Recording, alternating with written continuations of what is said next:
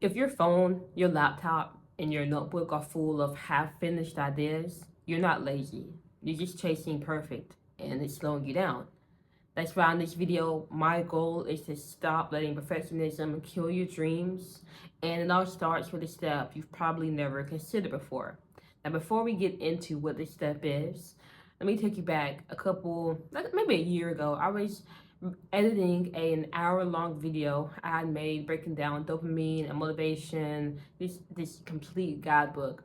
And as I was editing the video, it took me a while to get filmed.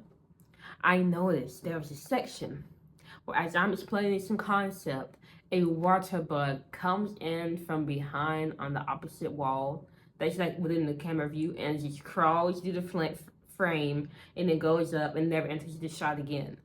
And I saw this water bug as I was editing, and I was like, oh my god, I cannot post this video because the last thing I need people to think is that I'm a water bug girl. I have to redo this entire video. It took so long to make. I don't want to redo it. I immediately want to scrap the entire project. And the only reason I didn't scrap it was the mantra I said to myself, or the affirmation, which is done is better than perfect.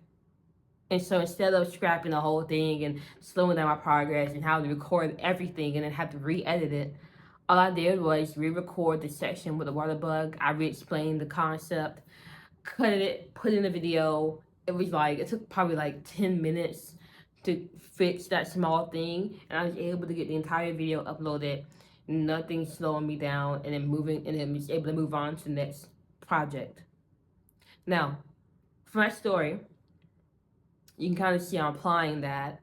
If you're able to just accept that enough is good, you'll be able to beat perfectionism and finally finish what you started. But what if you still want to go and be perfect? What if there's some part of you that's like, but I need this to be perfect. I have to make this right. Well, then I want you to think about the time when you're playing Uno with your friends and you get this perfect hand where you're like, okay, this game is about to be mine. This is going to be light work. And then what happens? You lose. So even when you can get things as perfect as it can be, there's still a chance that it's not perfect and you're going to fall off, because at the end of the day, nothing can be perfect. Nothing will ever be perfect. And so you can either try to go for this elusive goal and think you obtain it and still feel the carpet pull out from underneath you, or you can just keep going for this perfect goal and never attain it and never make progress. Or you could be fine with good enough and then see things through to the end. And if things aren't how you want them exactly, that's okay, because it will never be that. Now, the biggest question is why do you feel the need to get everything perfect? And my guess is that, and this is something I've had to deal with myself, but my guess is you have a need for certainty and you want to control things. You want to know that what you're doing is right, that this is going to work, that you're not going to flop, and you want to be able to control the results of that thing. But you can't do any of that. No one's gonna give you the answers. You can't even get it from ChatGPT. It's generic. It can't tell you the future. No one can tell you if what you're doing is going to work or not. And you cannot guarantee, you don't have the power to dictate how things will happen. And so because you haven't accepted that you don't have that power and you don't need the answers to go for it, you keep stopping. You keep trying to find it. But I want you to know that you don't have to know all the answers. It's okay. The best way to move forward is to go as far as you can, and then you'll see how to go further. But if you're not going as far as you can because you're asking, is this the right step? Can somebody validate me? And you're looking around, you're never going to see how far you can go, if that makes sense. So if you are ready to let perfectionism go and you want to finally finish at least something, the first thing I would recommend is for you to write down the one thing that you need to complete. So whatever it is, write down and be very specific about what completing it will look like. So for example, when I was making my guidebook, the end goal for me that was very specific was I just want it to be 100 pages. So I knew that to finish this guidebook that I was writing, all I had to do was get to 100 pages and it would be done. Now, I could have just said, oh, I just want to write a guidebook. Well, then I would start writing it, and then I would see no end in sight. And if there's no end in sight, you're going to fall off, because what's the point of continuing to do something if you know there's no end? You know? So you got to have that very specific deadline. Now, once you figure out, or that specific end goal. Now, once you've written down, and like literally pause the video right now and write down what is one thing you want to complete. Maybe it's that book you've been reading. Maybe you want to finally make some meal. Maybe you want to finally complete a session at the gym, or like a week of going to gym. Maybe you want to write or draw something or make a song. You know, like, or maybe you want to make a video and finally upload. There's so many things. So figure out what that one thing is for you. Now, once you've gotten it figured out, you want to make a plan for doing it, right? And you can make a plan based off what behavior you need to do and linking that behavior to a time or event. And I know that sounds crazy, but I'm going to break it down really fast. So, for example, if you said you want to complete this video you've been working on, you want to have it edited and upload it. Okay. What is the behavior you need to do to have a video uploaded? The behavior is you need to edit the video. So you already know you're going to be editing videos. So you have the behavior. Now you want to pair that behavior to an event or time. So for example, you could say, I'm going to edit videos at 8 a.m. at 12 p.m. And to be even more specific, you could put an environment too. So you could say, I want to edit videos at 12 p.m. in my bedroom, right? Or you could put it to an event. And an event is something you already do. Or it's something you compare it to. Like, you could say, after I brush my teeth in the morning, I will start editing that video, right? Or you could say, after I've had my breakfast, I will sit down and edit this video. So you're pairing something you already do to something you want to do. So that's how you make your plan. You have the goal, the end goal, the behavior that will allow you to work towards that end goal, and then a time or event you pair to that behavior to make sure you actually go through on it. And you want to make sure that for the first week, whatever behavior you choose, you only do it for at least 2 minutes. Make that your minimum goal, because there are going to be times where you don't feel like writing, right? You're not going to feel like reading. You're not going to feel like editing. You're not going to feel like going to the gym. And during those times when you don't feel like it, if you can say, well, let me just do 2 minutes, you actually do it. Because 2 minutes is a lot better than saying, I don't feel like doing this, but let me at least write for an hour. Let me at least go to the gym for 20 minutes. Let me at least go, like, edit this video for 30. Like, when you're saying that stuff, it's too high of a bar for you to reach to when you're in this lazy state. But if you say only 2 minutes, that's nothing. Okay, I can do 2 minutes. Now, the thing is, when you do 2 minutes, eventually you're going to think, oh, wait, I'm already in it. I'm already in the motion. Let me just do more. So this 2 minutes is kind of the gateway to you doing more. Because if you start off thinking you want to do a lot, you're not going to do it because you're going to feel lazy.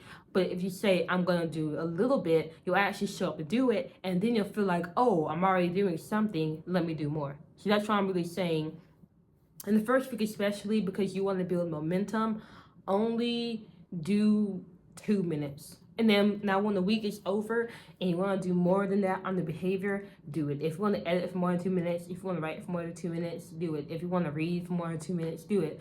But on the moments when you don't want to do it, then go back to the 2 minutes because you want to keep up that momentum. All right.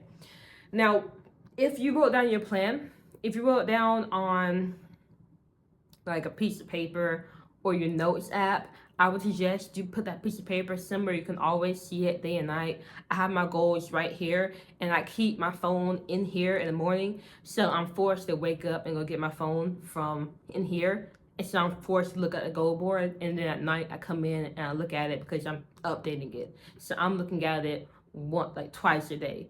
And I also have my schedule or even my plans as a home screen on my phone. So if you put your plan in your notes app, make that your home screen, because you just want to get into the habit of seeing what you're aiming for, because the more you see it, the more it'll stay on top of your mind, and then the more you'll do that thing or feel nudged to do it when you have free time. Now you want to follow this plan that you wrote, and whenever you feel like perfectionism creeping up on you, and you thinking like, oh, maybe I should like procrastinate a little bit because it's not how I want it. Maybe I need to learn something else.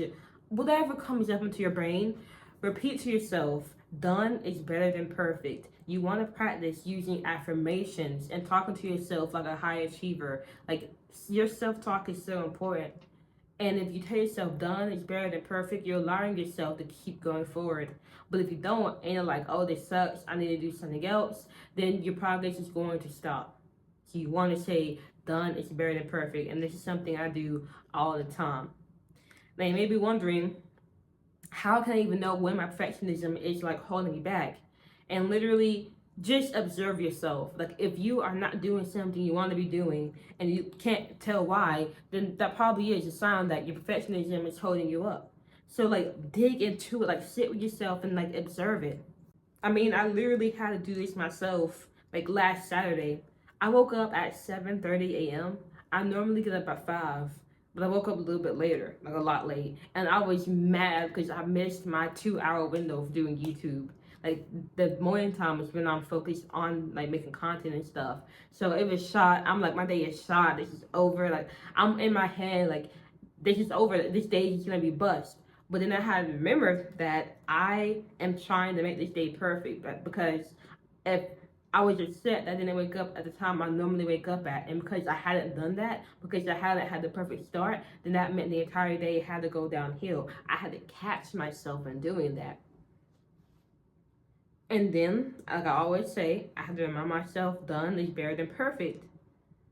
And even though I didn't wake up on time, that didn't mean I couldn't work on YouTube. So why not go ahead and get up and get ready for the day and get started on what matters most to you? And that's what I did. So you can really just observe yourself and see in which ways you're trying for perfectionism, and then just talk to yourself and say, hey, it's okay. It doesn't have to be perfect. I mean, you can see me on this camera. I'm pretty sure I have not been speaking perfectly this entire time. I mean, I have my script right in front of me. I've been looking down at it. I've not been like subtle about it. I'm pretty sure some of my points haven't been like pointing, but at the end of the day, the video is uploaded. Why? Because done is better than perfect. So this video is going to be uploaded. And this doesn't mean you can't strive for perfection. You can. But if you're striving for perfection, strive for it with the understanding that it will never be obtained. But that gives you freedom to go for it without feeling attached to this perfect idea you want in your head, because you know it can never be obtained. So you can go for it, but with the understanding, that detachment. Okay? So now that you've written out your plan and you have your behaviors, I want you to come back to this video tomorrow and comment to me how your plan went. Did you do the behavior? How long did you do it? If you didn't feel like doing it, do you do it for 2 minutes? Like, let me know. Give me an update. But I will tell you right now, if you continue to try to get things perfect after this video, the progress you're making will not be there. Like, you're not going to go anywhere. You're going to be stuck. Your ideas, you never go finished. You're not going to reach your goals, and you're going to reach the end of your life with regret. And I do not want that for you. So let me ask you this question. What beats perfection every time? Effort. Every time. Effort beats perfection. So as long as you can confidently say that I put in this effort and that I tried, you can consider yourself a winner. Now, if you found some good ideas in this video and want some more, feel free to subscribe. I make videos every week, and I'll see you for the next one.